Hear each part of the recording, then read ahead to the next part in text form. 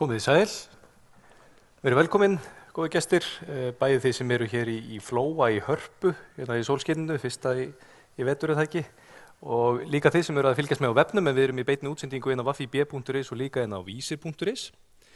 Ég heiti Björn Berg Gunnarsson, ég deildarstjóri fræðslu og viðskiptaþróunar Wafib og verð fundarstjóri hér í dag, en viðfangsefni dagsins og umræðefni dagsins er Bitcoin. Við í Wafib höfum lagt mikla áherslu á að skaffa góða fræðslu og kennsluefni varðandi fjárfestingar og svo framvegis en ekki síður að vera leiðandi í umræðum efnahagsmál. Og okkur hefur fundist mikilvægt að draga fram á yfirborðið og reyna að hjálpa til við að ýta af stað umræðu, faglegri og vandaðri umræðu, málefnalegri umræðu efnahagsmál, mál sem okkur finnst skipta máli að séu rædd vandlega og okkur finnst Bitcoin eiga það skilið og hvort sem að við höfum áhuga á að nýta myntina, hvaða skoðun svo sem við kunnum að hafa á henni, þá er alveg óumdeilt að þessi tækni er að vekja mikla athygli, sérstaklega þó utan landsteinana. Þetta er mjög skemmtilegt og áhugavert umræðefni og þess vegna höfum við fengið hér í dag fagfólk með ansi breiðan grunn til þess að ræða þetta. Hér eftir smástund allar Sveinn Valfells sem er hagfræðingur og eðlisfræðingur að flytja fyrir okkur stutta tölu en Sveinn er nú svona sennilega, ég held að sjá fá að halla þið sagt að Sveinn sé svona einn af okkar færustu og þeim Íslendingu sem að þekkja Bitcoin hvað best og hafa tjáð sig hvað mest Bitcoin bæði hér heima og fyrst og fremst á erlendis.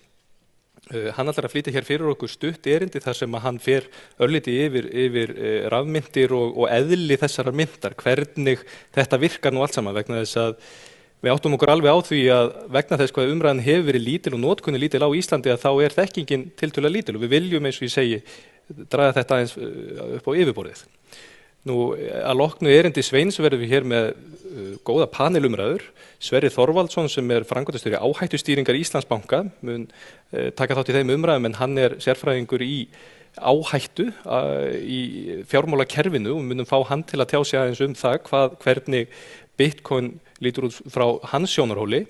Nú Eyjólfur Guðmundsson er hagfræðingur CCP og má kannski segja svona seðlabankastjóri CCP og þekkir rafmyntir að eigin raun þar sem að þeir hafa haldið úti ISK til dæmis í nokkuð tíma og þekkir þetta mjög vel. Marta Eiríksdóttir hefur starfað í fjölda ára í kreditkortabransanum og í greiðslukortabransa, greiðslumiðlun, var bæði framkvæmdastjóri hjá kreditkortum, stjórnarformaður árabil og starfaði erlendis við greiðslumiðlun og það er vinkill sem við höfum líka mikinn áhuga á að heyra hvernig greiðslukort jafnast á við Bitcoin og svo öfugt, hvar stangast þetta eitthvað á og hvernig er samanburðurinn. Nú en við ætlum að bjóða ykkur líka að taka þátt í fundinum, við verðum með mikrofón hér í salnum, starfsmaður Hörpu mun þeir geti náð athygli hans með mikrofónin og vil ég biðja ykkur að hafa spurningana tiltölulega stuttar og hnitmiðaðar. Þið geti líka sendt mér spurningu upp á svið með tölvupóstunum fundarstjóri@wafib.is og á Twitter með auðkenninu Bitcoin Wafib. Og við höfum þegar fengið nokkra spurningar í morgun og í gær, þannig ég hvet ykkur til þess að taka þátt í umræðinni enda flott tækifæri til eins og ég nefndi að koma þessari umræðum Bitcoin á stað með almennilegum og málefnalegum hætti og við vonum svo sannarlega að þetta sé alls ekki síðasti fundurinn Bitcoin hér á Íslandi. En ég ætla að bjóða Sveinn Valfells velkominn og svo taka við panelumræður að erindi hans loknum. Takk fyrir.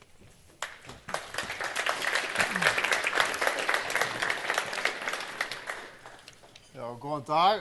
Ég vil byrja á því að þakka Wafib fyrir að vera gestgjafi á þessum fundi og þakka öllum fyrir að koma hingað í Hörpuna á þessum fallega vordi í Reykjavík. Nú titill þessara stuttu kynningar sem ég ætla að halda Bitcoin er Bitcoin og framtíð peningana. Ég hef glærurnar á ensku svo hugtökin skólast ekki til, ég held þess ekki til hugtök á íslensku fyrir marga af þessum eiginlegu Bitcoin.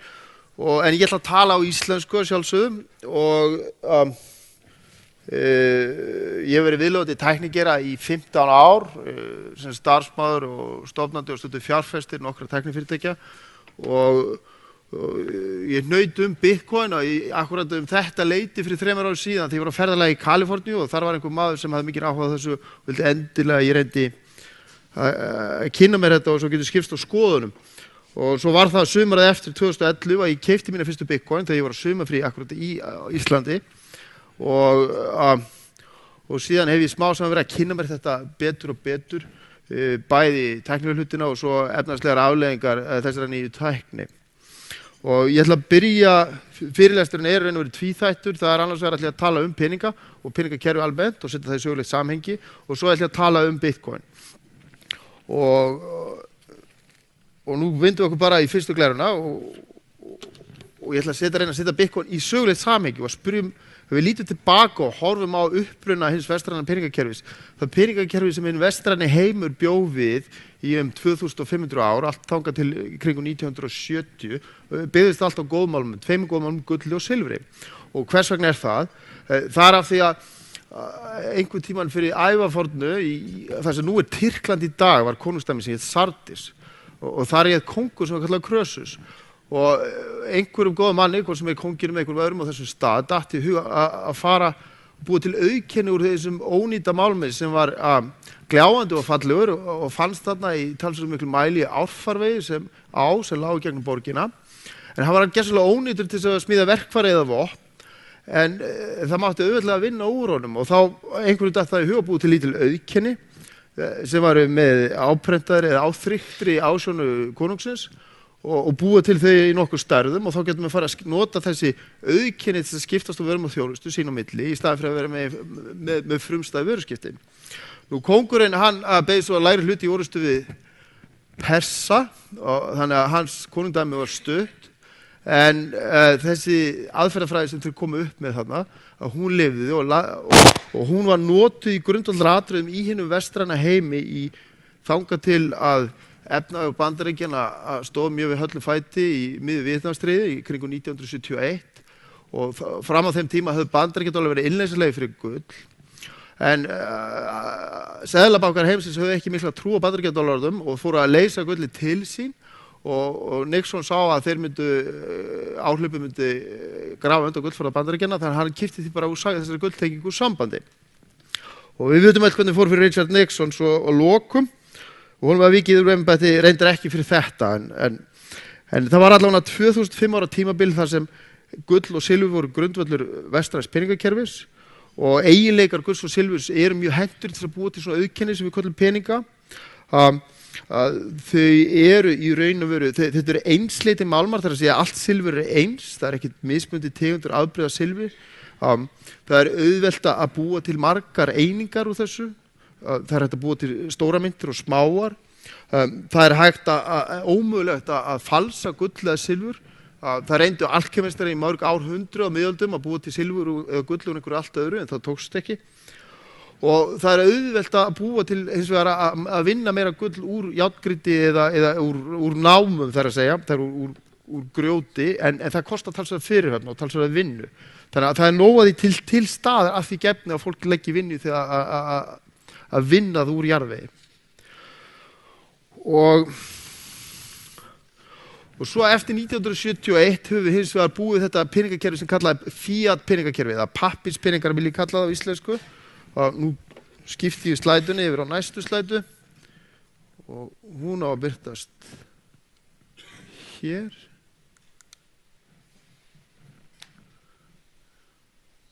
Þannig sjá. Ég er að reyna að laga þetta fyrir okkur hérna aftast. Nú erum við komin aftur á skjáin. Má ég nota fjarstýringuna núna? Skulum sjá hvað það ná að... Við erum hér í húsi sem er búið til fyrir fengna mikið af pappírspenningum, svo það er ekki nema að vona að kerfið hyggst þess þegar kemur að slæðin pappírspenninga. Já, allt í lagi, þá erum við komin á rétta glæru.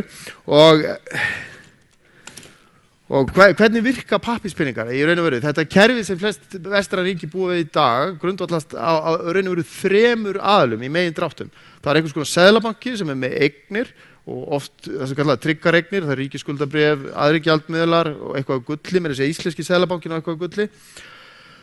Svo eru lántakaður og lánveitendur og lántakendur þeir geta búið til peninga sín á milli þegar lánveitandinn veitir lán til lántakanda og þá myndast bæði krafa, það að segja lán og innistæða og þannig verða peningar til og endanum í raun og veru krafa Seðlabankar sem af því að Seðlabankarnir eiga mikið af eignum sem eru ríkisskuldabréf og að þeir liggja aftur inn í hagkerfið til þeirra sem eru að taka lánin sem eru bæði fyrirtæki og almenningur þá væntanlega og þannig að þetta eiginlega þríþætt kerfi, þetta eiginlega kröfur sem liggja nokkurn veginn í hring í systeminu, það Seðlabankinn sem svona uppsprett og upprinni peningana en svo verða einnig til þess að gagnkvæmu kröfur verða til hjá lánveitendum og lántökundum og allt byggist þetta í raun og veru, þetta svolítið eins og byggist á trausti af því að þetta svolítið eins og að upphefja peningakerfi á skórum, þetta ekki beint tengt við eitthvað fast, þetta snýst alltaf það að fólk treysti því að það sé að verði staðið megi dráttum allar þessar kröfur. Þetta eru samningar milli aðila, fólks og fyrirtækja sem aðila treysta því að verði staðið við megi dráttum þó alltaf verið einhver afföll og kerfið gengur svo lengi sem að koma ekki stóra snurður í og verði ekki stóra afskriftar einhvers staðar í hlekkjunum. En þetta kerfi í raun og veru bara 30-40 ára gamalt. Fram að því var allt meira meina einhvern veginn tengt gulli eða silfri. Hagfræðingar eru oftast ekki sammála allt, en hér eru 3 frægir hagfræðingar sem eru nokkurn veginn sammála tilgang peninga og tilgangur peninga í raun og veru að leyfa fólki að skiptast á verðmætum óháð stað og stund og þessi frægu menn orðað þetta misvísandi en ef við lítum á myndina þarna sem það eru 3 myndir sem ég hef sett þarna neðst í glæruna að það í miðjunni eru hjón sem eru greinilega komin á efri árin og þau hafa kannski eitthvað uppsafnað sem þau þurfa ekki mikið að hafa nema kannski til þess að framfleyta sér síðustu árin, þau veit ekki alveg hvað þau lifa lengi og starfsæðin mesturleyti búin þannig að þau eiga einhvern höfuðstól og þau vilja geta lifað af höfunum en þannig eru við hliðina á mig 2 fjölskyldur sem eru að byrja kannski að koma börnunum upp og þau skortir peninga til þess að kaupa sér hús eða eitthvað svoleiðis og starfsæðin hins vegar framundan eða þau fá þá kannski lán hjá þessu fólki sem á meira en nóg en samt þarf að hafa eitthvað til að framfleyta sér og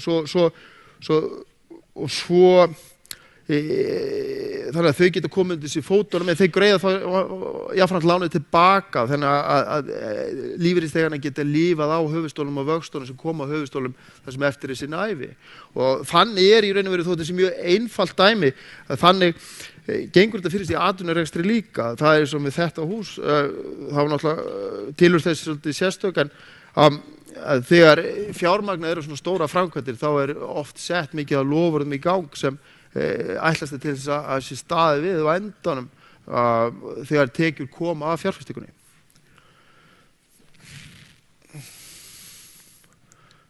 Nú ætlum ég að skipta yfir í Bitcoin og nú breytist kannski aðeins takturinn í þessari kynningu. Því að nú þarf ég að gerast aðeins tæknilegur og ég ætla að reyna að gera með þeim hætti að þessu öllum auðskiljanlegt. Og hvað Bitcoin? Bitcoin í samhengi við aðra peningar sem notaðir hafa verið hingað til, það líka einhvers konar auðkenni. Auðkennið bara tala og tala sem liggur á stafrænu formi á dreifðri færsluskrá.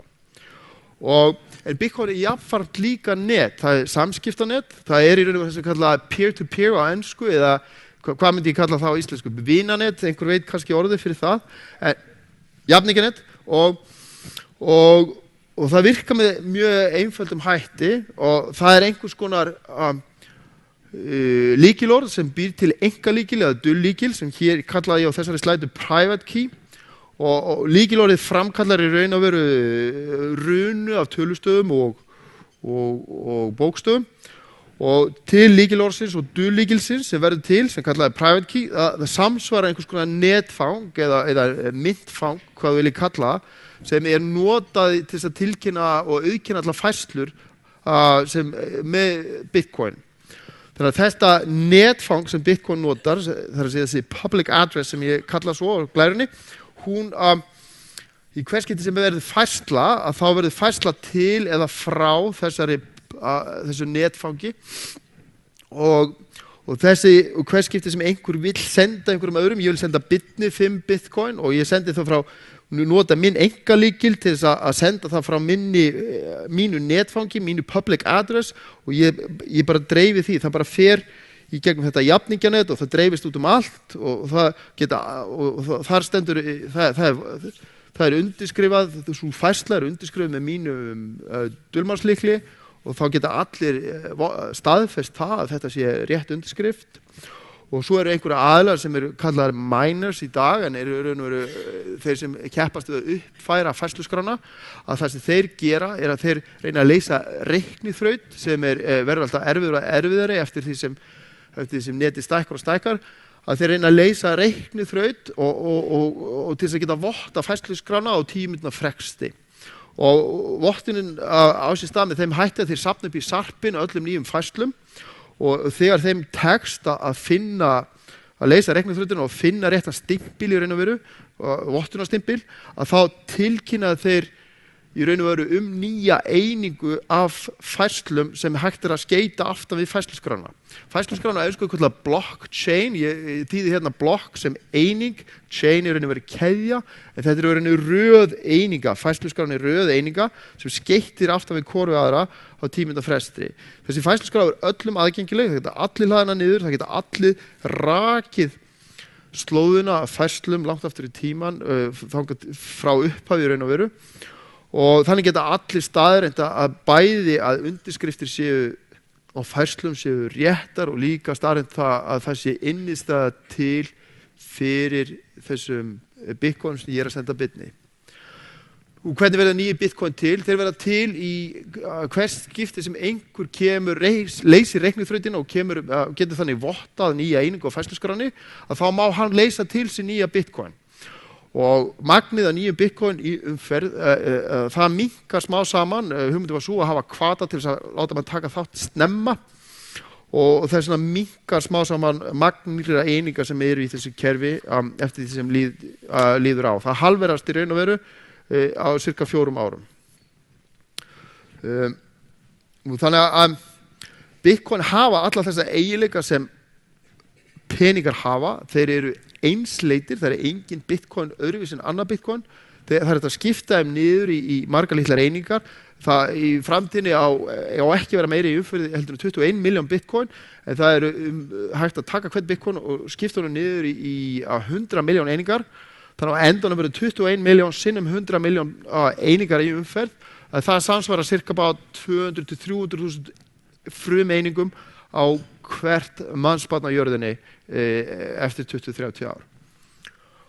Og það ómögulegt að falsa þessa bitcoin af því að þeir byggja á dulkóðunartækni sem nú notuð við vefverslun og við traustsamskipti manna á milli og það dulkóðunartækni sem ansi vel traust og það þyrfti meiri háttar framfarir á sviði dulkóðuna til að geta búið til nýja bitcoin og þá væri hvort þið öll vefverslun og öll einkasamskipti á netinu í uppnámi. Og á baki bitcoin í dag komið það sem kallaði sjálfseignarstofnun svipa módeli eins og heldur utan Linux og Linux módeli hefur virkað vel fyrir Linux og það þessi bitcoin sjálfseignarstofnun var aðeins til á síðasta ári en það von til þess að hún haldi með utanum bitcoin með svipuðum hætti og gert hefur verið utanum Linux. Og hvað hægt að þá nota bitcoin? Bitcoin hefur verið tvenns konar not, það annars vegar sem eign, þú getur bara keypt bitcoin á 8, alveg svo þú vilt kaupa og eiga gull og það kannski aðalega þeir sem eru hræddir við það, myndist verðbólga í vestrænum hagkerfum sem vilja kaupa eitthvað sem svona næstu því svo stafræn fasteign og hins vegar hægt að nota sem greiðslumiðil af því að það hægt að senda bitcoin mjög hratt á milli, þeir fara bara með ljósað á internetinu og þú getur þess að senda inn bitcoin, Björn getur sendt inn bitcoin til frænda síns í Ástralíu og bitcoinin færslan staðfest samstundis og svo fyrir hún beint inn í færsluskrána eftir 10 mínútur og í hvers skipti sem færsluskrána uppfærð þá verður erfiðar og erfiðar að vinda ofan henni þannig að eftir svona 6 eða 7 færslur það ekki að færi neins í raun að veru að vinda ofan þessari færslu í færsluskráni þannig að innan klukkustundar getur verið komið mjög trygg millifærsla frá Birni til frænda síns í Ástralíu og frændi hans í Ástralíu getur þá labbað henni í kauphöll í Ástralíu og selt sinn Bitcoin og fengi ástralska dollara. Þannig að þetta í raun og veru eiginleika Bitcoin eru þannig að þú getur samstundis sent hvert sem með litlum tilkostnaði þessa einingu og svo leist hann út fyrir pening annars staðar. Þannig að þessi eining, þessi tækni passar eiginlega beint upp í þó að þessi gullmarkaðir séu áhugaverðir og stórir, að þá myndi ég segja að áhugaverðustu not Bitcoin í raun og veru greiðslumiðlun og þar hefur átt sér þróun á undanförnum áratugum að það hefur verið meira og meira af greiðslumiðlum að færast í stafræn kerfi og líka utan við bankana í sérstöku fyrirtækjum, þar að mæla PayPal sem þeirra stærst og þekktast kannski, en það má segja hvað mikil þungi í þessum bransa að PayPal, þó að sé 15 ára gamalt fyrirtæki með $115 billion veltu í fyrra og það er þess að veltu í viðskiptum frá milli fólks, að þá var 25% vöxtur í veltunni í fyrra og það er ansið drjúgt.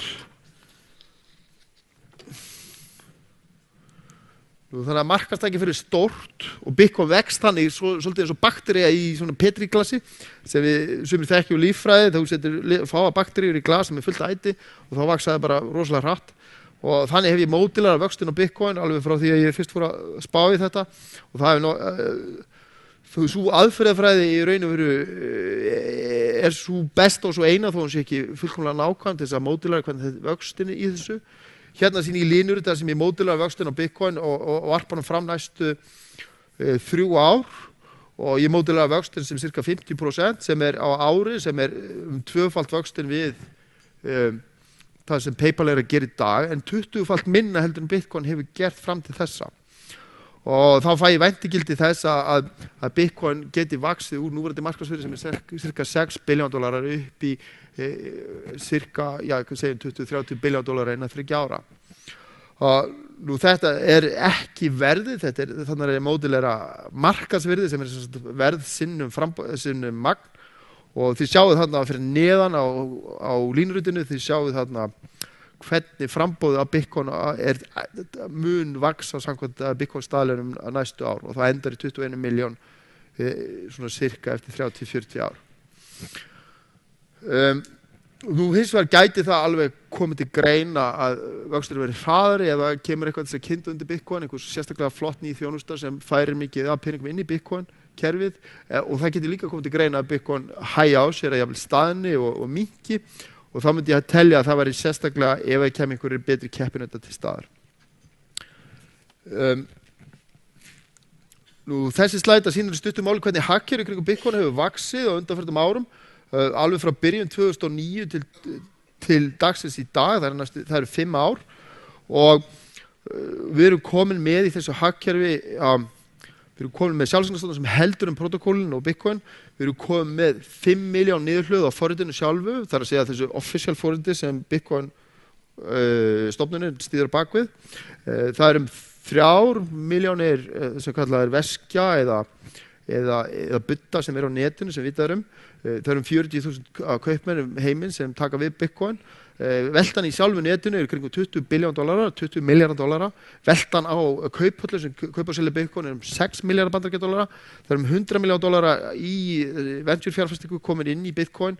Það komið fullt af fyrirtækjum sem gera allan fjárra með Bitcoin sem höndla greiðslur frá kaupmönnum. Þeir eru með ATM, þar að segja hraðbanka og með þetta áverðasta fyrirtæki sem kom frá Brasilíu. Þeir eru með jafningja lán á Bitcoin og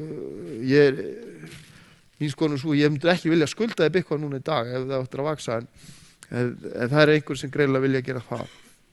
Nú markaðsvirði 60 billjónir og reikningetan í netinu 50 petahash og hefur vaksið 50-falt á síðasta ári. Þið sjáu þarna að rauðu löndin sem eru dekkstu rauðu löndin eru löndin sem hefur flest niðurhöl á þessu Bitcoin forritist og Ísland skorað það mjög hátt, það 3000 niðurhöl á þessu forriti frá upphafi hér á Íslandi sem setur það í samflokku Norðurlöndin, Bandaríkin, Kanada, Bretland og Ástralíu. Þannig að það greinilega talsverður áhugi og hér eru örugglega einhver salnir sem hefur hlaðið þessu niður og einhvern veginn unnið með Bitcoin. sem ég finnst mjög gott mál. Flesta ríkisstjórnir eru farin að viðurkenna Bitcoin með einhverjum hætti. Við horfum bara á 4 lönd sem skipta verulega máli. Bandaríkin stærstu hagkerfi heimsins, þá er það eins og oft þá bítast það í nokkra stofnanir að túlka Bitcoin. Skattar vil meina að þetta sé einhvers konar rávara, en fjármála eftirlit þar vilja meina að þetta sé peningar, og svo einhver búinn að leggja fram frumvarp í þinginu þar til þess að reyna að greiða úr því og vil meina að þetta sé peningar. Í Kína þar er mikil skuldaþensla, þar er fjármagnshöft og þar gerir yfirvöld allt til þess að reyna að tefja fyrir Bitcoin og kremja það niður. Í Þýskalandi búið að viðurkenna að Bitcoin sem einkagjaldmiðil, og í Bretlandi í raun og veru er Bitcoin gefið sömu meðferð og gull til fjárfestinga eða gjaldmiðli, bæði frá skattayfirvöldum og öðrum yfirvöldum. Svo það má eiginlega segja að þema þarna er að þjóðlönd þar sem er tiltölulega þokkalegt fjárhagsástand og lýðræði, að þau virðast vera að viðurkenna og taka Bitcoin í sátt, meðan Seðlabanki og yfirvöld önnur í Kína virðast vera að kremja það niður. Það er ekki búið að taka alla áhættuna úr Bitcoin, þó þessi búið að taka talsvert áhættu út úr Bitcoin. Ég myndi segja svona helstu áhættu þættir núna sem getur unnið á móti Bitcoin væri ef það greiðist ekki úr til dæmis þessari mismunandi túlkunum á yfirvalda í Bandaríkjunum, og svo líka það svo staðreynd að það virðist vera mjög fáir sem eiga mjög mikið af Bitcoin, þannig að þetta er svona þröngur hópur sem á mest af þessu, og þeir fyrir einhvern veginn að koma með umferð, annars verður þeir einskis verði. Og það er náttúrulega í þessu fjármála umhverfi eins og öðru umhverfi, þá er alltaf einhvers konar svigrúm til misnotkunar á samráðs. Tækifæri hér á Íslandi, ég ætla að staldra aðeins við þessa slætu, af því að hér tel ég á Íslandi sé vel tækifæri til að nota Bitcoin, annars vegar til greiðslu miðlunar. Ísland hefur tiltölulega háa þjóðarframleiðslu, hér er mjög há tölvunotkun, hér mjög margar rafrænar færslur á höfðatölu á hverju ári, og hér mikið gegnumstreymi af fólki sem kemur í heimsókn, þar að segja fólk koma með mismundi gjaldmiðla annars staðar frá, og ég tel að Bitcoin geti verið mjög góð viðbót við til dæmis kreditkort á notkun túrista. Þeir getur nota Bitcoin sem einhvers konar kredit eða debit alternatív í vissum tilfellum, og kemur þá væntanlega í staðinn fyrir seðla frekar heldur en kredit og debit. Hér líka mikið ódýr orku og góðum gagnaverum, og það er mjög reiknið frekt að uppfæra færsluskrána. Sá markaður í dag er $600 million virði, og hann, eins og ég slempi á það, þá tel ég að hann noti cirka 30 megawatt. Þannig að 30 megawatt í heildsölu frá Landsvirkjun, þau kosta í dag $10 million. Þannig að það er framleiðin á því að uppfæra færsluskrána er talsverð. Hún er $600 million, það mínus $10 million í raforku, mínus einhver annar kostnaður, segjum $20 million, þá er hún cirka $580 million. Þannig að það er ágætis business að vera í. Þannig að ég tel að þessi forsendur fyrir því hér á Íslandi að annars vegar að búið til business í kringum Bitcoin með því að vera í þessu mining eða clearing, að uppfæra færsluskrána, og hins vegar og fara þá alla leið upp virðiskeðjuna, ekki bara selja rafmagnið, og hins vegar í því að nota Bitcoin sem greiðslumiðil. Svo mín skoðun er sú, þegar ég tek þetta saman allt saman, og ég hef með tilvitnun þarna í Niall Ferguson, sagfræðing á fyrstu slætunni, hann talaði um það að peningar hefur verið forsenda framþróunar mannkyns, og mín skoðun er svo að Bitcoin sé mjög stórt skref í framþróun peningakerfisins. Þetta hjálpar við þá framþróun sem hefur orðið á undanförnum árum, sem er að koma peningakerfinu á meira stafrænt form. Mín skoðun er svo líka að þarna er að myndast líka nýr eignaflokkur inn í peningakerfinu sem hefur eiginlega svipað á gull og eru ólíkur þessu pappírspeningakerfi sem við höfum búið við undan fyrir 30-40 ár. Ég held að Bitcoin eigi framtíðina fyrir sér. Það er erfitt að spá nákvæmlega hversu hratt og vex. Ég held að mestu ógnarnir séu að það komi eitthvað annað betra svipa í staðinn. Ég held að þeir sem tilíkir sér Bitcoin fljótlega verði vestrænu hagkerfi sem hafa tiltölulega stöðu fjármálakerfi og þau geti hagnast mest á notkun Bitcoin. Þeir sem spyrna við þessari framþróun eins og mörg öðru að þeir munu verða eftirbátar þessu kerfi og hins vegar verður að fylgjast eftirlitsaðilar held ég, það bara sjálfsagt að fylgjast með hlutum eins og peningaþvætti og svoleiðis og það allt komið í gang, þú getur hvergi stofnað Bitcoin reikning í dag á þess að gera fulla grein fyrir hver þú ert og hver þú býrð. En annað eftirlit þarf að fara í gang eins og eftirlit með markaðsmisnotkun og samráði og það sem verður áhugaverðast að fylgjast með í þessu hagkerfi og komandi árum eitthvað algjörlega nýtt sem einhverjum dettur í huga að gera sem aldrei verið gert áður í peningakerfi. Með svipuðum hætti og veraldarvefurinn þegar fyrst kom út að þá óraði fólk ekki fyrir öllu því sem hann átti eftir að bjóða upp á og þá tel ég að Bitcoin geti orðið farvegur fyrir það að bjóða upp á alls konar nýja þjónustur í peningamálum sem ekki eru einu sinni til í dag. Þá þakka ykkur kærlega fyrir og takk. Takk kærlega fyrir. Þú hefur komist. Já, við þökkum Sveini kærlega fyrir þetta og eins og þið heyrið þá þetta heilmikil umræða og margir vinklar til þess að ræða og mörg atriði sem við getum rætt hér í dag, þannig að við gerum okkar best að fara yfir það helsta. Mér langaði að byrja á vegna þess að þú nefndir nú bæði, nefndir áhættur og nefndir kosti en það var nú ein helst ástæða fyrir því að við báðum Sverri að vera hér með okkur í dag að Sverri í þessu hlutverki að vera hann svona better safe than sorry gæinn, það ekki yfirleitt.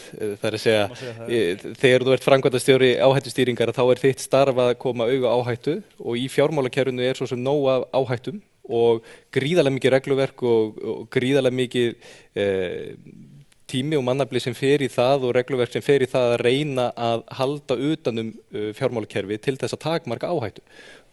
Hvaða áhættum hefur þú mestar áhyggjur af og hvað það sem þú hefur komið sérstaklega auga á varðandi Bitcoin? Ég ætla að taka náttúrulega fyrst fram að bankinn ekki orðinn þáttakandi í Bitcoin samfélaginu með neinum hætti, en við fylgjumst vel með.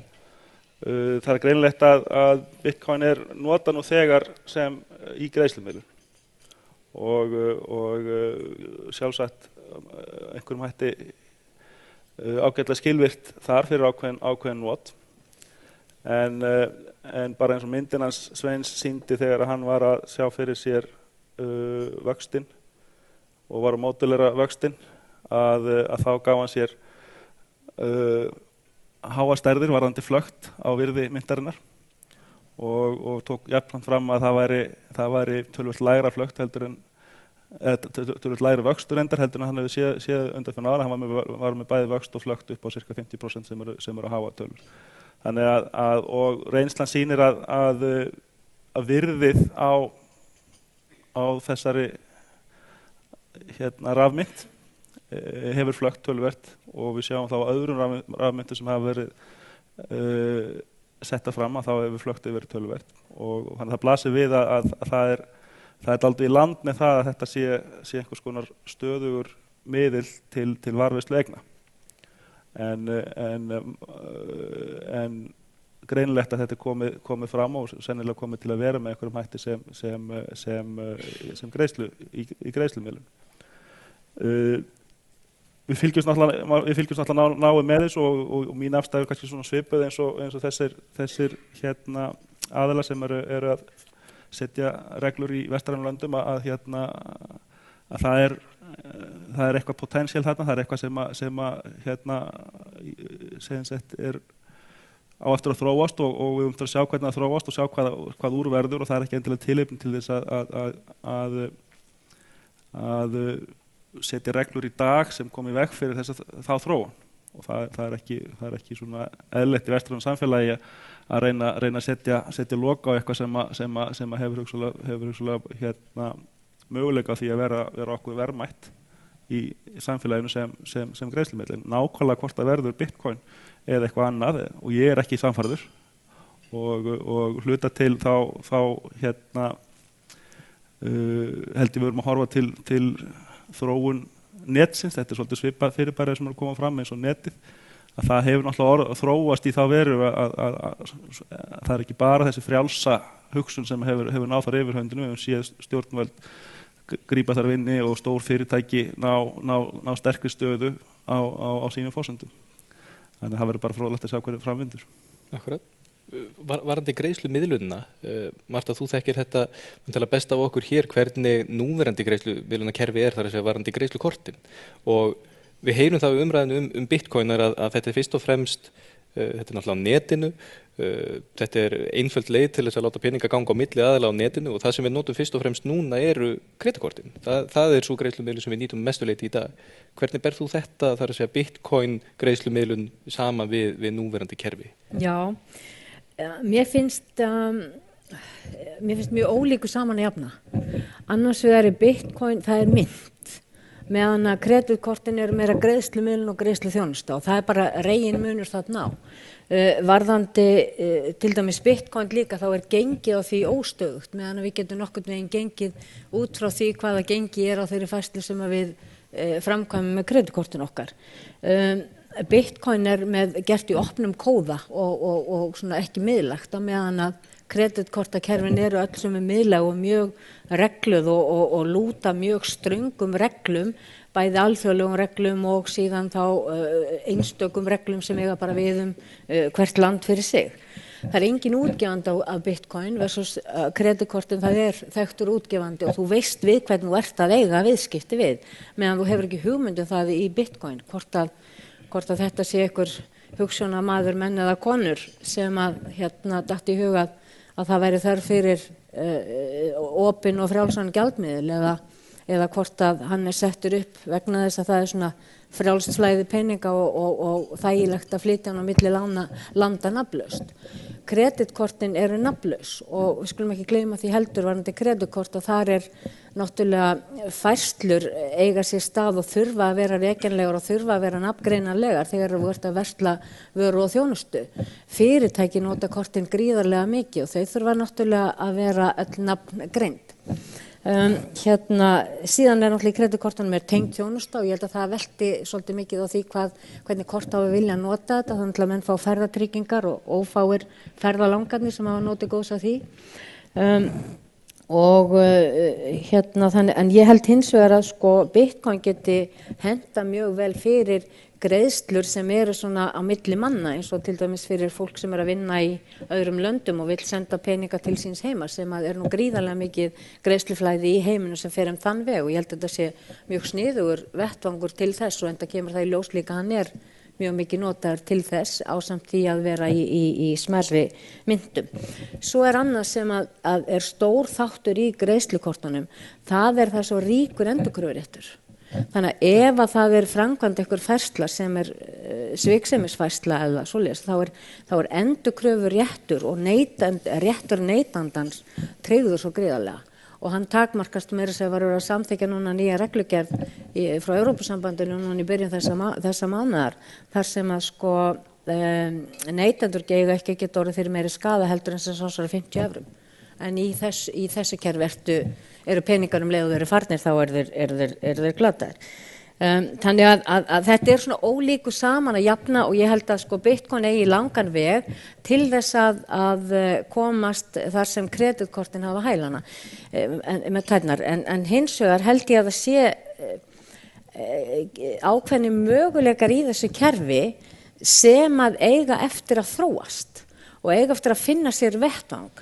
Mér sýnist þetta svona svolítið kannski vera þeir sé að reyna að gera of margt í einu, þeir reyna að vera mynt, þeir reyna að vera greiðslumáti og greiðsluþjónusta og síðan þetta opin kerfi staðall sem að á að þróa vörur og þjónustofuna. Þannig að mér finnst þetta bara ólíku saman að jafna en ég held að það sé samt sem áður ber að fylgjast vel með þess og þetta getur þróast á ákveðin máta til hagsbóta fyrir okkur öll þegar að búið að snúa ákveðna agnu af því. Þá hættulegt, Sveinn, þú getur kannski komið til það hvort að það sé einhver hætta að Bitcoin ná ekki lengra en að verða millifærslu eða þarf að segja svona, já, í rauninni millifærslu mynd. Þú varst að tala þetta að ég geti sendið frænda míns í Ástralíu peninga sem að hann síðan myndi skipta yfir í Ástralíudollar. Þetta frekar en að hann síðan taki við peningunum og geti nota þá sjálfur, frekar en að ég fái borgað í bitcoin sem ég get síðan senda áfram til frænda míns sem getur síðan nota bitcoin áfram. Þetta alltaf geymsluform í einhvern smá tíma meðan peningurinn millifærður? Eða sérðu að þetta verði notað með víðari hætti? Já, mig órar ekki fyrir öllum notunum, frekar heldur í nokkrum öðrum, en notin eins og það í dag, það margir kaupmenn sem vilja að taka við bitcoin af því að þau kosta minna heldur greiðslukortin og þeir alveg sáttir við það og hins vegar hugbúnaðurinn og endahugbúnaðurinn ekki orðið það notendavænn að neytendur séu miklu mæli farnir að borga með bitcoin. Kaupmönnum þyrstir í að 2% sem oft PayPal tekur að meðaltali og 2% og meira jáfnvel. Já, við erum með lægri þóknun, eða svona mörg fyrirtæki hérlendis þó með lægri þóknun og svo mun lægri þóknun á debitkortum, sko. Já, og þeir líta á þetta sem bara nokkuð skonar cash eða reiðufé. Þannig að ég held að það sem þú vilt ekki hafa endurkröfur rétt og svo framvegis, þú vilt ekki stunda svolítið viðskipti og fólk vil stunda sínu milli, þá það bitcoin mjög gott. Og þá lítil viðskipti væntanlega? Nei, ekkur ekki, að stærri viðskipti, en maður getur borgað svo sem hvað sem með reiðufé þá fólk sé ekki vant í lengur. En ég held að í grunninn þá órar engan fyrir nákvæmlega öllu því sem bitcoin gerir í dag. Ég held að mótilið sem bitcoin fyrir eftir, það skiptir engin máli hver kom þessu stað, hvað hann heitir, af því að bakvið þetta núna það mikill massi af forriturum, af fjárfestum og fyrirtækjum komið upp. Einn af fjárfestunum þessu Peter Thiel í þessum gera, hann var stofnandi PayPal meðal annars og honum finnst skorta á nýjungara í fjármálageranum og hefur þótt lengi, svo hann hefur fjárfest í nokkrum Bitcoin fyrirtækjum. Aðrir eru Mark Andreessen sem var einn af stofnandi Netscape á sínum tíma.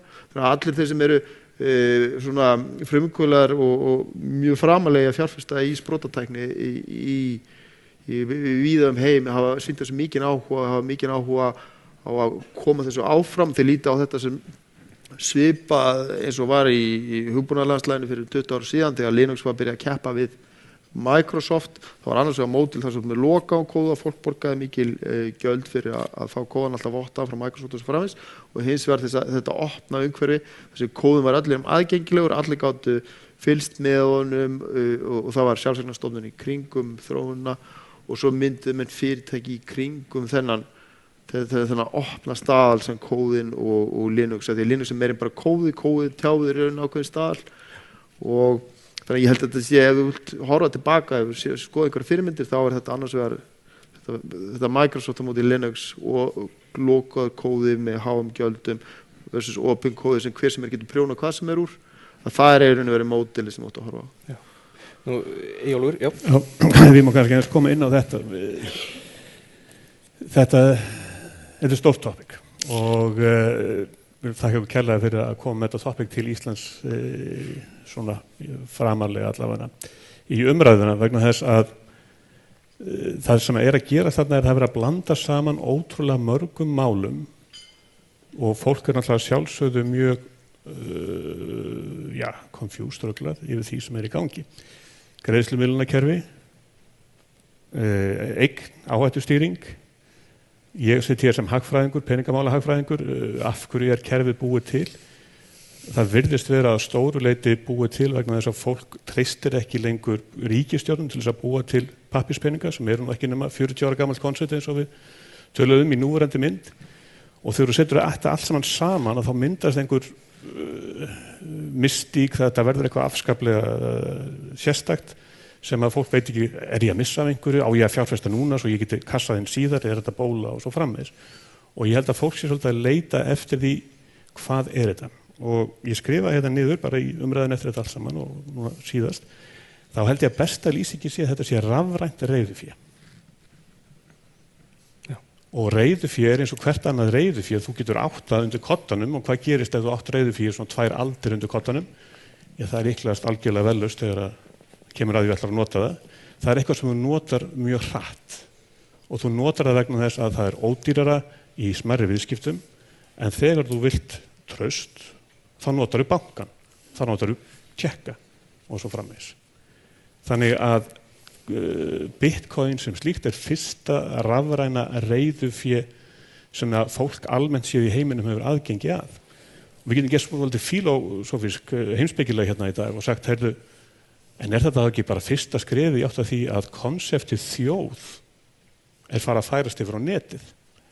Og hefur opnað kerfið, það opnar fyrir að fólk sé að taka þátt í samfélagi sem yfir öll landamæri. Það treystir ekki lengur dollarnum. Hvað ætlar bandaríska ríkisstjórnin að prenta mikið af dollarum áður en að þeir hætta? Mun evran ná að halda. Þarna kom allt annað samfélag þar sem ég get haldið mínu reiðufé og stunda mín viðskipti óháð öðru. Þannig að sem opið kerfi til þróunar einhverju nýju reiðufé, rafrænu, afskaplega spennandi kostur. Ég kem frá heimi þar sem við erum búin að reka rafrænan mynt og rafrænan greiðslugrunn í 10 ár, rúmlega. Og ég hef lært það af þeim sem eru mjög hrifnir af opnum ferlum og opnum kóðum og opnum samfélögum þar sem umræðan mjög hörð á 80, að þeir finna alla leiðir sem eru mögulegar til þess að brjóta. Og eins og Murphys Law segir, sko, það sem ekki hefur gerst mun örugglega gerast aftur. Var ekki Heartbeat að gerast hér daginn? Þú myndist á SSL greiðslukerfið og við höfum Heartbeat vandamálið sem við erum að glíma við sem internetnotendur í dag. Hvers vegna fólk tilbúið að treysta að rafrænni mynt sem búin til í rafrænum opnum heimi betur en ríkisstjórn? Það akkurat spurning, nákvæmlega var þetta þennan punkt. Við fengum spurningu á tölvupósti á fundarstjóra.fib.is frá Kjartani sem var einmitt að spyrja hvað ólíkt með áhættu þáttum Bitcoin og pappírspeninga þegar hvorugur miðillinn með gullfót og báðir miðlarnir reiða sig á traust notanda. Reyndar má segja og svo ég blandi því inn í umræðina varandi svona hagfræðina að sjálfsögðu eru pappírspeningar eins og við þekkjum í dag með ríkisstjórnir yfirleitt á bakvið sig sem eru með skattlagningarvald, þannig að þráttur að það sé ekki gull á bakvið þá samt einhvers konar verðmæti. Hver munurinn? Hér setur þú á Íslandi og talar að þessi traust á bakvið gjaldmiðil. Akkurat. En endan það bara traust. Þetta nummer 1, 2 og 3, þá þetta traust. Við treystum því að kerfið geti staðið þessari greiðslumiðlun. Þess vegna hafa kreditkortin orðið svona gríðarlega sterk í gegnum tíðina.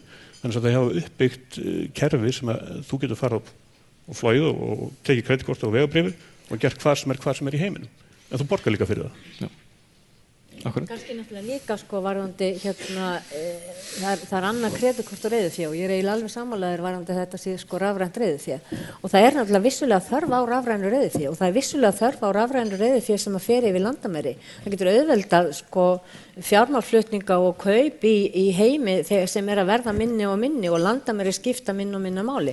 Þá held ég að séu töluvert miklir geti verið töluvert miklu möguleikar fyrir að nota þetta sem slíkt og við skulum ekki gleyma því að á evrusvæðinu sem dæmi að þá held ég bara 60% sem ekki með einu sem kreditkort Þannig að ég held að möguleikar Bitcoin sem slíks séu töluverðir sem reiðufé.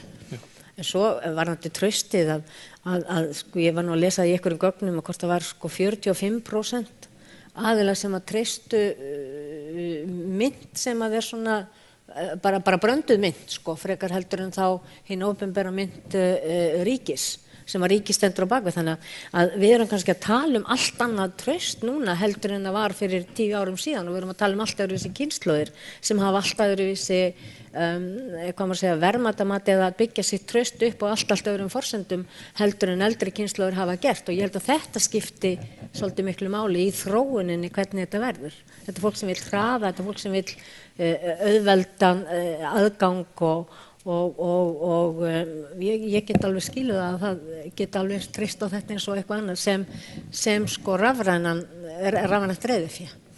Ég held að svelti fyrir mér varðandi þróun, þú talar að við vitum ekkert hvert þetta að fara í erindinu hjá Svein áðan og ég hef velti fyrir mér hvað gerist þegar að Google og Facebook loksins fattaði að fólk treystir þeim betur en ríkisstjórnin. Margir sem tala að Google og Facebook séu að nýta persónuupplýsingar og framvegis en þegar málin skoðuð ítarlega ekki starfandi svo að fólk treystir þessum fyrirtækjum bara betur og myndi nota rafræna mynt hvað ef Facebook tæki upp tækni Bitcoin. Það var frétt Financial Times í síðustu viku þeir telja sig af heimildi fyrir því að Facebook ætla að koma út með greiðslumiðlunar þjónustu fljótlega og ég vil gerast banki. Í Breitlandi Tesco, þeir virka sem banki. Hér á Íslandi þetta mynt einhvers staðar sem einhver góð maður sendi mér það mynda pening sem var gefin út fyrir vestan kringu 1930 sem var á bakvið hann var rúgbrauðsleifur sem betur fyrir ekki fransbrauð en þannig að peningar útgefnir með ýmsum hætti og ég held að þetta pappírspeningakerfi sem við átt í 40 ár eitthvað svoleiðis þá náttúrulega ríkisstjórnir og ekki það geta gert það gera bæði gott og slæmt stundum eins og aðrar stofnanir og endanum fúnkera lýðræði ef fólk fylgist með því sem stjórnvöld að gera og passar upp á það að hafa málefnalega og góða gagnrýni og ég ekkert að segja ég held að sé frekar ólíklegt að Bitcoin muni ryðja sérstaklega stóru gjaldmiðlum til hliðar með einum hætti en það gæti náð talsverðri umferð í þjóðlöndum þar sem peningakerfið mjög veikt en þess vegna held ég að Kínverjar séu að banna það líka að það kom rosalega stór kúfur upp í Bitcoin í fyrra og það var stærstu hluta frá Kína. Kínverjar þannig að Kínverjar líta á þetta sem einhvers konar leið til að koma sér út úr þessu lokaða kerfi sem þeir búi en ég held í þjóðlöndum þar sem lýðræði tiltölulega traust þar sem reglulega eru haldnar kosningar og fólki skipt út ef það gerir ekki nákvæmlega það sem eða þykir ekki standa sig með einhverjum hætti og þar sem fjármálakerfin tiltölulega áreiðanleg að þá það náttúrulega ekkert fullkomið kerfi en í þeim löndum mun Bitcoin vera meira notað sem greiðslumiðl frekar heldur en sem einhvers konar verðmætageymsla. En hvaða áhrif hefði það vegna þess að það ekki bara traust og öryggi sem sem stýri því hvort að fólk notar einhvern gjaldmiðil heldur líka bara hversu þægilegt og hverju möguleikarnir eru að nota hann. Það eru margir sem nota inneignir á iTunes en þú getur ekki farið út í smáralendin nota inneignir á iTunes þannig að það ekki allir með þær á sér og ekki allir sem að eiga þær nema bara fyrir þessa tilteknu notkun.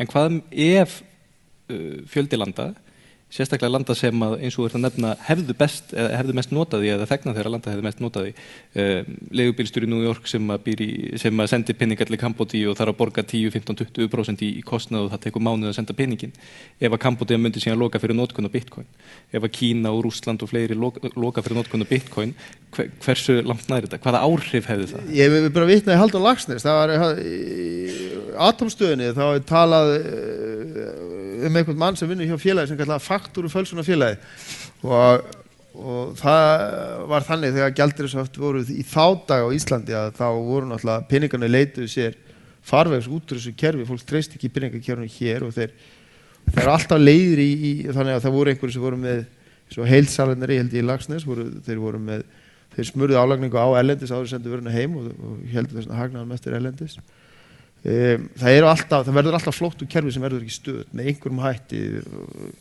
og hvort sem þeir gegnum einhver faktúrufölsunarfélög eða eins og gyðingarnir sem voru að flýja Þýskaland þegar nasisterne komu til valda þeir keyptu skartgripi og smygluðu inn á sér út úr landinu það alltaf einhvern veginn þannig að það geti í rauninni ekki nei það aldrei hægt að loka alveg fyrir þannig að ég held við verðum að horfa þetta rosalega stór fjármálakreppa sem Vesturlönd voru að fara í gegnum og hvergi tjá sig eiginlega jafn mikið eins og hér á Íslandi ég held að allar kennitölur hér voru verulega meira úr skorðum heldur annars staðar ég held við verðum að horfa aðeins fram hjá þessari fjármálakreppu og vona að hlutir komist á leiknari sjó og skoða Bitcoin akkurat eins og mér fannst Eyjólfur hitta vel á þetta rafrænt reiðfé ég alveg samla Sverri það sem hann sagði að sem eignaflokkur, ég myndi ekki kaupa meiri Bitcoin í dag og eiga heldur en ég þoli að halda út verðsveiflurnar og ég líka sammála mörgt því leitinu að ég held að þetta verði viðbót við kreditkortin eru öðruvísi, þau eru raun og veru skuld þú stofnum til skuldar sem ég stofnum til skulda við kreditkortafyrirtæki sem gefur út kortið mitt, banki, hver það og þeir taka ábyrgðina á því að skuldin sé greidd gagnvart kaupmönnunum fyrir það þurfa þeir að velja skuldarana vel en þau greiða kaupmönnunum strax og taka 2% eða hvað það er raunur hálfgerð bankastarfsemi. Já, svona sumi leyti má eiginlega bera þetta frekar meira saman við debetkortin. Þetta svona eðlislega nær debetkortunum vegna þess að þetta samstundisgreiðsla sem að innt af hendi strax.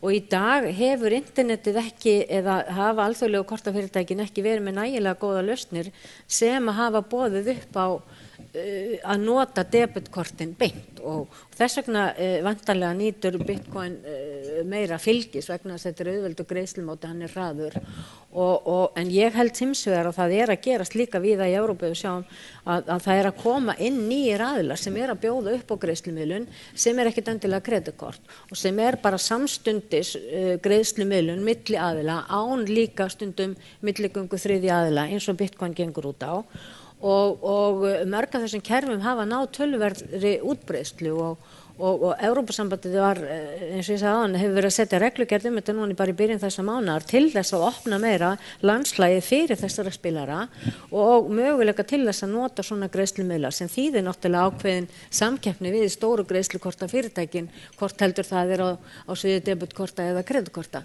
Þannig að hérna, ég vil svona frekar bera þetta saman við debetkortin og reiðufé frekar heldur en kreditkortin, þau eru svona annars eðlis en hins vegar ber ekki að vanmeta það, ég held að þróunin getur orðið ansi hröð og sérstaklega þegar eru svona samfélög sem að þróa einhverja tækni eða möguleika saman, við höfum séð hversu gríðarleg dýnamík fólkin í því og ég held að það séu svona ákveðnir eiginleikar í þessu kerfi og þessu setupi sem að gætu haft heilmiklar breytingar fyrir okkur, en þetta á bara eftir að finna nánar sinn farveg. Við höfum fengið nokkra spurningar einmitt inn á Twitter með auðkenninu Bitcoin VFIB. Tvær þeirra einmitt varða Ísland sérstaklega og Seðlabankann kannski helst. Það annars vegar spurt, það var Jóhannes sem spurði hefur Már Guðmundsson og aðrir seðlabankastjórar ástæðu til að hafa áhyggjur af Bitcoin og svo spyr Sævar hvernig virkar Bitcoin í landi þar sem eru fjármagnshöft? Þetta þekkir Eyjólfur. Þetta þekki ég mjög vel og það vill svo til að í EVE Online til þess að tryggja það að við getum rekið fjármálakerfi sem hefur aðra reglur heldur en í raunveruleikanum og þá þurfum við að vera með höft. Við þurfum að hafa það lokað. Við leyfum fólki ekki að fara inn í EVE, vinna inn af hendi þjónustu, fá fyrir það greitt og taka peningin aftur út. Það verður alltaf að eyða peningum innan þess kerfis. Og það þýðir að við þurfum að hafa eftirlit með því að spilarar séu ekki að reyna að selja verðmæti fyrir raunverulega dollara inn í leiknum. Og eins og ég sagði við ykkur áðan, reynslu okkar á 10 árum svo að fólk ansi fljótt að finna galla ef það einhver galli í kerfinu og ansi sniðugt við að finna upp nýja leiðir til þess að reyna að koma fjármagnin gegnum slík höft. Já. Þannig að varðandi spurningarnar til að svara þeim beint, þá myndi ég segja ef Facebook kemur upp með kerfi sem byggir á rafrænu reiðuví á svipaðans á Bitcoin, þá þarf Már heldur betur að fara að hafa áhyggjur. Því að nánast allir hérna inn eru tengdir á Facebook. Að geta einfallega skipta á verðmætum í gegnum greiðslu, gegnum kerfi sem allir eru nú þegar inn í og allir þekkja nú þegar, tengdir við fólk út í heimi, höft skipta einhver máli því að fólk myndi kaupa krónum til að borga skattin. Þannig að vissulega myndi ég, ef ég væri Már, hafa áhyggjur af því. Hinn spurningi var aftur? Það var hvaða áhrif í rauninni fjármagnshöftin hafa, eða það að segja hvaða áhrif fjármagnshöft hafa á Bitcoin. Það er í rauninni... Í raun og veru engin sko. Vegna þess eina leiðin til að slökkva Bitcoin er að taka rafmagn úr sambandi til að slökkva netinu sko. Það er ekki hægt að loka netinu. Það menn ætti að hafa átt að segja á því núna vegna þess að þetta er peer-to-peer, þetta er tölva við tölvu. Svo lengi sem það eru einstaklingar tilbúin til þess að hafa tölvur í gangi, þá munu skilaboð finna sér leið. Ég myndi svara þess með þessum hætti. Ég held að Seðlabankinn og aðrar stofnanir og ríkisstjórn þetta einbeita sér því að leysa þessi fjármálahöft hér og ekki festa þau í sessi og vinna mjög hratt og skipulega að því. Og nú eru komin í haust verða 6 ár frá því að bankastofnanir lenti hér í verulegum erfiðleikum og við erum á annarri ríkisstjórn frá það var 3 ríkisstjórnir sem hafa komið að þessu. Þannig að ég myndi óska þess að allur þungi opinberra stofnana fari ekki að reyna að þrengja höft og loka hagkerfinu meira heldur en orðið er. Þetta er frekar að leysa úr þessari svokallaðri hengju og hreinsa hana upp hratt og örugglega og opna fyrir landið með einhverjum hætti hvernig svo sem það verður. Þar á fókusun að liggja. Þeir eru ekki að hræðast Bitcoin eða neitt slíkt. Það verður alltaf leiðir út úr lokuðum hagkerfum. Þeir eru á fókusun að einbeita sér algjörlega því að leysa þessar eftirstöðar hrunsins. Hrunið er bara hálnað. Og þegar hér eru gjaldeyrishöft, þá eftir hreinsum þessa hengi og allt þetta. Þeir eru að einbeita sér algjörlega því og reyna að gera auðvelt fyrir fólk að nota nýja tækni eins og Bitcoin. Mér langar aðeins að fara lengra með þessa pælingu varðandi fjármagnshöftin vegna þess að það hefur verið talað það til dæmis á í erlendum ráðstefnum. Þessi umræða er komið mjög lengra erlendis. Við erum að vona eins og ég segi að við náum að rúlla þess að stað hérna heima með þessum fundi. En erlendis er talað Ísland, það er sérstaklega tekið út fyrir Svega sem land sem mjög illa við Bitcoin. Eða þar að segja þar sem að hið opinbera tekur illa í Bitcoin. Það er oft talað Kína og Ísland svona sérstaklega nefnt. Eru þið að segja að það skipti engu máli? Seðlabankunum er illa við notkun Bitcoin á Íslandi eða bankakerfinu eða hvað það skipti engu máli? Þetta verið samt máli. Það er bara að koma hér fram margoft í umræðinu að Kína hefur séð þetta sem slæma þróun. Þeir bönnuðu QQ coins líka sem sambarleg, skulum ekki segja rafrænt reiðufé, en það varu kreditpunktar, það var gjaldmiðl sem að kínverskt fyrirtæki vinnur með. Og var orðið svo vinsælt að fólk var að vinna á þessu samskiptaneti, gat unnið sér inn þessa mynt í leikjum eða skiptum á milli sín, það gat pantaðir pizzur, gallabuxur, tölvur og borgað í þessum gjaldmiðli og kínversk stjórnvöld réðust gegn því. Það sem að íslensk og kínversk peningamálastjórnvöld eiga sameiginlegt að þau vinna í höftum. Og ef þú ert að reyna að vinna í höftum, að þá reynur að stípla í öll þessi göt, en eins og Sveinn sagði, það er alltaf leið. Ímyndið ykkur bara blöðru sem stöðugt að fyllast og þú ert að reyna að loka og koma í veg fyrir að blaðran springi, það kemur að því að hún springur. Og ég er alveg 100% sammála Sveini að sko íslensk stjórnvöld verða að leysa þetta snjóhengju vandamál. Og það sem að Bitcoin gerir og sýnir raunverulega, tala ekki þessar fréttir af Facebook, að það verður að gerast miklu hraðar heldur en menn gátu leyft sér hér áður fyrr. Nú bara staðreyndin orðin þannig að heimurinn sem slíkur það opinn og hraðvirkur að reyna að halda einhverju lítilli pappírsmynd í höftum, það bara mun ekki ganga. Við erum með spurningu hér í sal. Hann ætlar að koma með mikrofóni hérna til þín.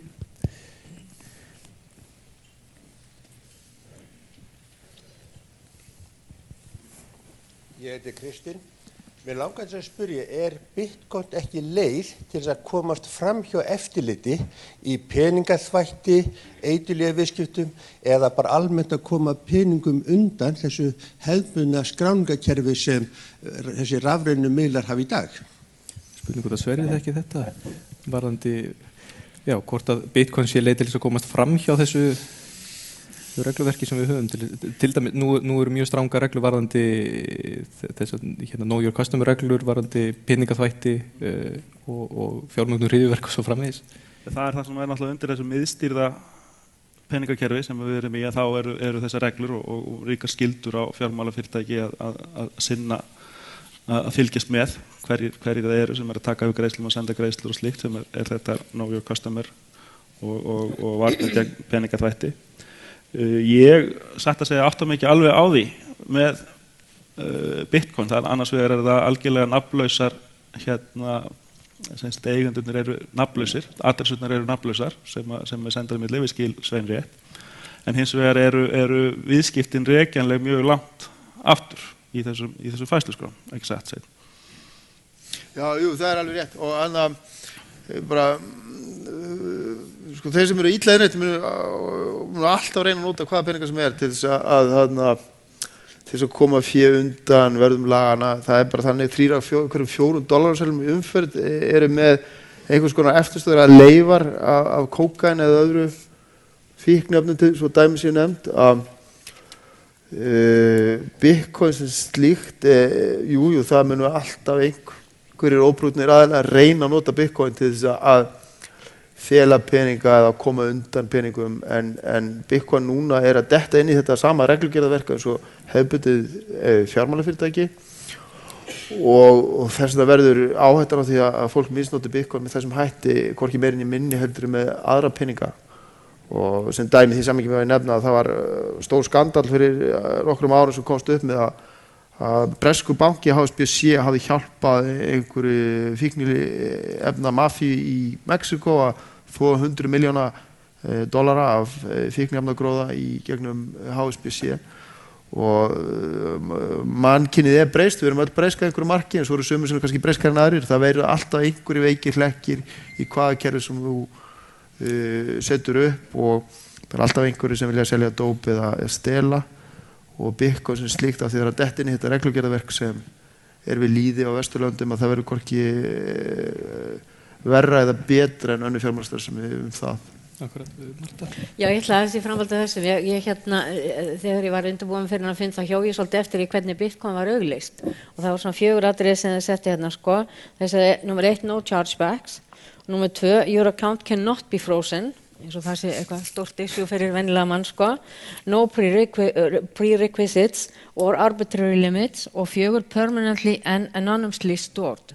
Þannig að þetta er svona ítir undir alla svona svarta starfsemi en hins vegar held ég að Bitcoin þó meira skráð heldur en bara seðlar beint eða demantar eða gull eða listaverk eða hvaða form af öðrum peningum sem að hafa kannski gjaldmiðlum sem hafa tilhneigingu til þess að vera notaðir í ólöglegum viðskiptum að þá Bitcoin meira skráð vegna þess að það er rekjanlegt og það er rekjanlegt hvenar færslan eða hvað það skiptir númeraröðun skiptir hendur þannig að því leytinu til geta þið staðið undir því að það sé öruggara heldur en peningar þó að ég vilja náttúrulega alls ekki segja að þessi nokkuð tíman eins og kreditkort eða önnur greiðslukort en það er öruggara en peningar. En við líka séð núna undanfarið það svona ein fréttin af Bitcoin sem hefur mest verið rætt það er þessi peningar sem hurfu bara í kaupöll. Já, en sko það er allt annað því að þar Bitcoin er kerfi sem byggir á því hvernig þú dreifir þessum litlu coins eða hvað við þurfum að finna eitthvað orð fyrir þetta pixel, þetta er ekki pixel, þetta er ekki byte, þetta er 1 og 0, hvað er þetta sko? En hvert Bitcoin sem slíkt í kerfi sem final, það á að vera lokað, það er lokað magn á endanum sem verður og svo framvegis. Þannig að sem slíkt að þá hvað er það að fara með þetta að segja sem slíkt að þá kerfið örugt exchange sem stólið það þýtti einfaldlega einhver annar var búin að búið til þjónustu ofan á það kerfi og bauð þér að leggja inn þín verðmæti bara eins og einhver myndi opna banka hérna og segja legðu inn pening kom í ljós síðan að það var ekkert öryggiskerfi engin öryggisvörður á nóttu og lykillinn var í skránni og þá náttúrulega hurfu peningarnir og þá getur við komið exchange eða markaður ekki staðið við það að borga þér tilbaka en peningarnir hurfu ekkert coinin hann ennþá og það er verið að vinna í því að rekja hvert þær fóru. Ég finnst athyglisvert að draga fram hlutverk þessara kauphalla eða exchange á Bitcoin og það er svona mér virðist ennþá að það sé að þessar myntir séu ennþá mjög háðar því að fólk geti greiðlega skipt þeim yfir í hefðbundnar myntir og það segir okkur kannski eitthvað hvað er langt í land með þessar myntir að það er ekki svona þeir sem taka við greiðslu í Bitcoin yfirleitt gerir ég ráð fyrir snúa þeim strax yfir í hefðbundnar myntir og það er það sama og sáum gerast með Aurora-coin á Íslandi það var það sem menn gerðu með þá mynd að menn snýr henni strax yfir í Bitcoin og síðan mjög margir Bitcoin yfir í hefðbundnar myntir. Hitt sem að mér finnst að komið fram hérna í umræðinu sem ég veist ástæði til þess að staldra við það eru þessar 2 hliðar, það er annars vegar greiðslu miðlunar geta Bitcoin kerfisins og hins vegar þessi valkostar hafa dreifstýrað mynt við miðstýrað mynt. Ég er ekki sannfærður að Bitcoin verði ofan á endilega sem þessi greiðslumiðlun og þar er ég mjög skeptískur á þennan 10 mínútna afgreiðsluhraða. Ég held við vitum að í miðstýrðum greiðslukerfum, við sjáum það til dæmis í mjög hröðum viðskiptum sem eiga sér stað í kaupöllum til dæmis vestanhafs. Það sem eru á millisekundu level verið að eiga viðskiptið með hlutabréf. Að miðstýrðu kerfin eru alveg hæf til þess að ná fram mjög skilvirkri greiðslumiðlun. Ég líka ósannfærður það að þessi mikla orkunotkun sem þarf að vera baki þess að styðja við þetta dreifstýra kerfi geta endilega keppt við miðstýrkerfi sem í prinsipjuna ætti að geta verið ódýrari þegar við horfum langt fram í tíman. Þannig að þetta eru 2 hliðar og sagan Kína og notkun Bitcoin það tengist miklu meira trausti á þann miðstýrða aðila sem að stýrir í viðkomandi landi, en þá vil ég tengja þetta aftur við þróun netsins að við höfum akkurat séð það að þetta frelsi sem við mörg sáum fyrir okkur að yrði á netinu, að það eru ríkisstjórnir í stórum löndum með gríðarlega stór hagkerfi sem eru ná yfirhöndinni og eru raunin að takmarka frelsi almennings á þessum netum. Þannig að það er alveg ljóst að þau munu streitast á móti innleiðing á þessari mynd versus öðrum, eigin myndum. Og það er þess vegna sem ég held að þetta sé fyrst og fremst einhvers konar valkostur sem við sjáum kannski á Vesturlöndum. Frekar heldur en að þetta muni svona endilega verða ofan á hvað sem okkur finnst það, endilega verða ofan á sem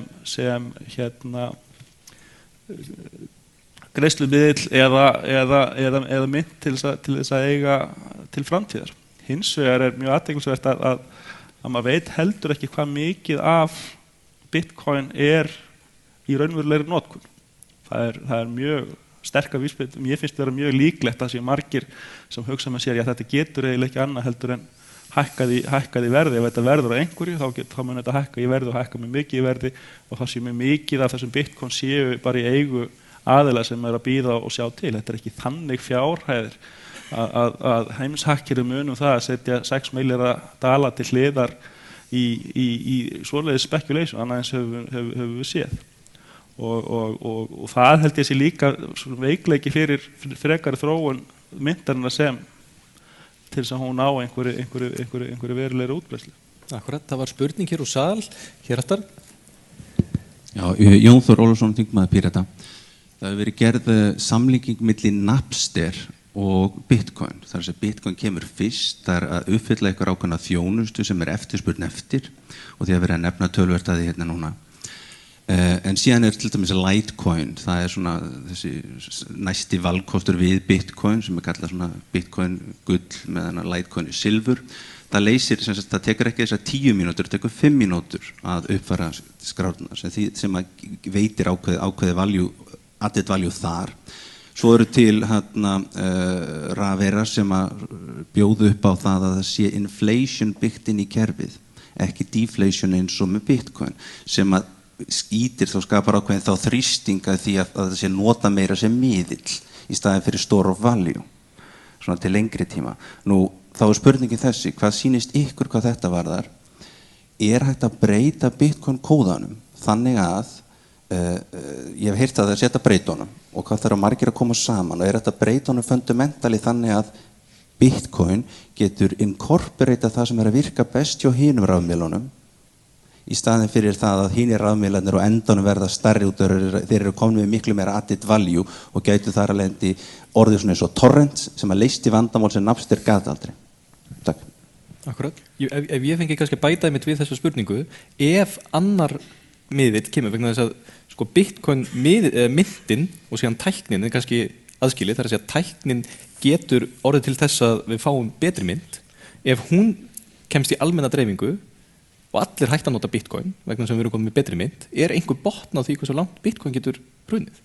Munið bara allir færa sig? Það er engin botn á því, það getur hrunið jafnfratt á krónan. En þetta mun svo ég svari Jóni Þór bara stuttlega, ég held að þetta muni útvikla sig eða þróast með svipum hætti og hefur gert í Linux.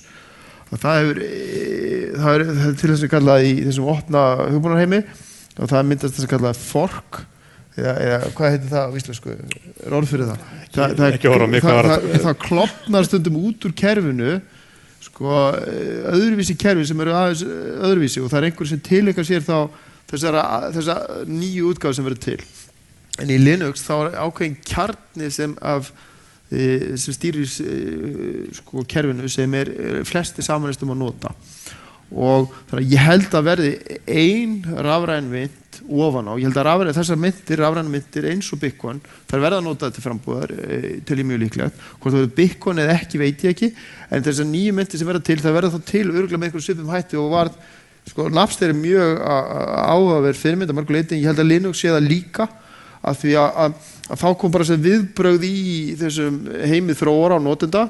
Það myndast svona einhverja spjallrásir og einhver fyrir að tala ég getum við bætt þessu inn eða hinu inn og svo segir svo sem sko aðal þróunarstjórinn að hann segir kannski já, okkur finnst það ekki sniðugt, við viljum viðhalda þessum eiginleika í Linux og það sem þú ert að leggja til að það breytir þeim eiginleika þannig að við ætlum bara að halda okkur við það sem við erum að gera og þá segir þeir sem eru svona sammála um það að þeir vilja fá þessa nýja eiginleika inn í systemið þá byrja þeir bara að þróa sitt eigið afbrigði af Linux og svo myndast bara einhver hópur í kringum það og kannski fer það af stað og kannski ekki. Þetta í raun og veru lífrænt ræktað og frjáls markaður með hugmyndir og vörur að mörgu leyti sem líka andhverfa þar Microsoft Linux-umhverfi og þannig að þetta eiginlega svona lífrænt ræktað fjármálakerfi sem að myndast við hliðina á hinu miðstýrða og opinbera fjármálakerfi. Þannig að Við fengum síðan spurning hérna á tölvupósti, allir ég sé ekki komið 30-40 spurningar sem við náum ekki að fara yfir en það greinilega gríðarlega mikill áhugi á þessu umræðinu. En Stefán spyr hverjir eiga Bitcoin? Hverjir eru þessi stóru aðilar sem að eiga svona mikið af Bitcoin og þetta einmitt eitt sem kemur oft í umræðinu eins og Sverrir nefndi að það lítil velta með ansi stóran hluta Bitcoin allavega talað og hætta á þessi stóru aðilar selji? Já, það alveg hægt að því selji og það ekkert vita hverju eru. Það eins gagsar og kóðin að það mjög ógagsagt hverju eiga og eitt af það sem ég fært í tal við fólki í þessu Bitcoin samfélagi það vantar reglugerð eins og til dæmis í Bandaríkjunum, það reglugerð sem kallað 13D að í hvers skipti sem einhver kaupir meiri 5% einhverju skráðu hlutabréfi þá var hann að flagga, það vantar flöggunarskyldu fyrir markaðslega mikilvægan, það flöggunarskylda hér á Íslandi líka, það myndi vanta og væri gott að hafa flöggunarskyldu fyrir kerfislega stóra eignir í Bitcoin svo bara til að hafa gagsa í því hvernig verðmyndin á sér stað og Sérðu hvað að gerast það? Til þess að Bitcoin geti orðið betra á stærra þá fyrir hann yfir reglugerðar umhverfið og vill setja reglugerð sem að gera það verkum að það verði meira gagsa í kerfinu sko. Þannig að þetta þessi stöðuga barátta við að vera með opið frjálst rafrænt reiðufé sem þú getur bara notað eins og þú vilt versus það sem Jón Þór var að koma inn á að reyna að þróa eitthvað nýtt greiðslumiðlunarkerfi. Ég hef fulla trú á því eins og hefur komið fram hérna að rafrænt reiðufé og Bitcoin sem slíkt muni lifa vegna þess að netið raunverulega krefst þess. Það krefst þess að ég geti átt í viðskiptum við fólk hinum einn á hettunum þegar mér hendar og það munu koma upp kerfi sem munu vera hraðari og svo framvegis. Grundvallar spurningi verður þessi, mun fólk fara að nota þetta sem geymslu á verðmætum líka? Og þá kemur reglugerðar spurningin upp leið. Hvað ætlar fólk að gera þegar að ævisparnaði þessi stóðin úr banka? Ég held að komi líka, ef ég má grípa aðeins orðið, ég held að komi líka inn í þetta mikla traust, sko. Við vitum ekki hvaða fólk stendur á baku þetta. Og ég myndi ekki líða mjög vel með það að leggja peninganum inn í eitthvað samfélag sem ég hef ekki hugmynd hver stýrir eða hvernig hérna stýrt og mér finnst þetta svona svipað eins og kannski fair trade, sko. Þú veist, ég vil vita við hverja ég eiga viðskipti og einn stærsti hluti í viðskiptum líka bara mótaðilega áhætta. Þannig bara gigantísk mótaðilega áhætta. Ef ég vil innleysa mína peninga, verður þetta liquid þegar að framlíða stundir. Þetta finnst mér stóra spurningar og ég held að menn sé að gera stór mistök af því að koma ekki fram undir nafni. Það eitthvað sem þróa þetta hérna og vinsanlega að gefa sér fram. En mér finnst að menn þurfi að svona fara að gefa þessu svolítið nafn og einhverju forsvarsmenn til þess að auka trustið á þessu. Ég held að það sé rýrið að þetta sé svona afljóst. Mér langar svolítið vegna þess að nú erum við eiginlega bara brunna tíma. Mér langar eiginlega að fara aftur að einu af fyrstu kommentinu sem komið fram sem var varandi flöktið. Vegna þess að auðvitað það oft þannig með, við sjáum þetta á hlutabréfamörkuðum með nýsköpunarfyrirtæki og allar nýjungar að oft fylgir mikill hækkun, mikið flökt. Og ef við gefum okkur það að þetta mikla flökt sé vegna þess að þetta að komast í notkun, þetta bara nýtt, að þegar þetta verður orðið nægilega útbreitt og nægilega mikið notað að þá sjálfkrafa minnki flöktið og minnki þessar miklu hækkanir. Er þetta framtíðarsýnin sem þú hefur? Þú birtir þessi 3 mismundi scenario þar sem geti haldið áfram gríðarlega mikil hækkun, en er óhjákvæmilegt að flöktið lækki vegna þess að eins og Eyjólfur nefndi, ef fólk ætlar að geyma peningana þá er mjög mikilvægt að þetta flökti ekki mikið. Þú vilt ekki geyma peningana en að einhvers staðar þar sem maður geti allt í einu orðið 20% lægra á morgun. Já, flöktið sem ég nota til viðmunar ekkert mikið hærra heldur en flökt á til dæmis áhættusömum afleiðum, til dæmis ef þú kaupir og selur afleiður í bandarískum mörkuðum, cirka 50%. Raunverulegt flökt hefur verið miklu hærra og raun og veru eiginlega ekki hægt að nota flökt í venjulegu samhengi. Ég held bara, þetta miklu meira að horfa á þetta sem eitthvað sem fer af stað með miklu rykkjum og skrykkjum og eins og oft þegar hlutir fara af stað, það hlutir í hagkerfinu sem vilt að séu stöðir. Þú vilt hafa einhvern stað sem þú getur geymt peninginn og verið 99% vissum að þú fá hann tilbaka einhvern tímann og það sé nokkurn veginn jafn mikils virði og hann var fyrir þú laðir fyrir 5 ára síðan og við vitum það að það kerfi sem búið við í dag ekki ábyggilegt alla hluti með það, sérstaklega hér á Íslandi. Og hins vegar viltu hafa einhvern hluti af hagkerfinu þar sem fólk alltaf að reyna að gera eitthvað nýtt og þá verður óhjákvæmilega mikið flökt, hvort sem þú mælir það í verði eða einhverju öðru. En það raun og veru þarf að eiga sér stað tilrauna starfsemi í hagkerfinu til þess að nýjungar komið fram. En býður þá almenningur á meðan? Já, það verður hver og einn og þá vil ég bara segja það sama og ég sagði það í breska sjónvarpinu í haust þegar Bitcoin rauk upp í 1000 og sumir voru að kynda undir kannski aðeins væntingar að ég myndi vilja að hver sem hér kaupi og hefur áhuga að kaupa Bitcoin eða einhverja aðra sambærilega mynd að gera sér grein fyrir því að þetta getur líka lækkað og ekki hætta meira heldur þeir eru tilbúnir fyrir sitt eigið áhættuþol að hugsanlega sjá þetta niður 50% eitthvað svoleiðis. En þangað til að kemst á þann stað að verður miklu verið melta í þessu, það verður stöður og dreifðara flæði inn og út og miklu meiri markaðsvirði á baku þetta, þá verður óhjákvæmilega talsvert flökt og þá verður á stærðargráðunni 50% pluss og kannski eftir 5 ár kemst það niður í flökt eins og 20%, 10% slís.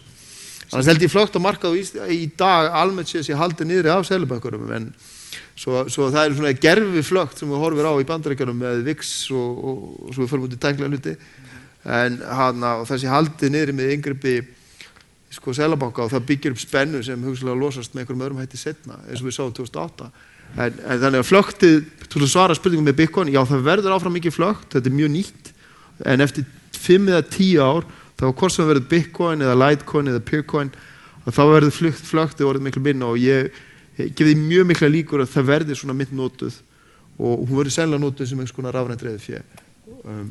Hvers konar viðskiptum veit ég ekki. Akkurat. Nú tíminn er bara floginn frá okkur, svo ég nefndi við hefum bara getað verið hérna í alltaf dag, ég held það. En ég vona að þið séu einhvers vísari Bitcoin og við hjá VAFIB vonum svo sannarlega að þessi umræða haldi áfram. Við höfum lagt metnað okkur í það að reyna að koma svona umræði á stað. Það er svona vísvitandi sem við töluðum kannski minna krónuna og framtíð Íslands peningakerfis núna vegna þess að við erum að undirbúa flottan fund það sem að ég hvet ykkur til þess að fylgjast með núna einhvern veginn næstu vikum, þá munum við fara að auglýsa glæsilegan fundum það. En ég vil þakka panelnum kærlega fyrir og ykkur gestum. Ef einhverjar spurningar vakna þá verða til dæmis glærunar og fyrirlesturinn og það allt saman inn á wafib.is. Ég þakka ykkur kærlega fyrir komuna í dag. Takk fyrir.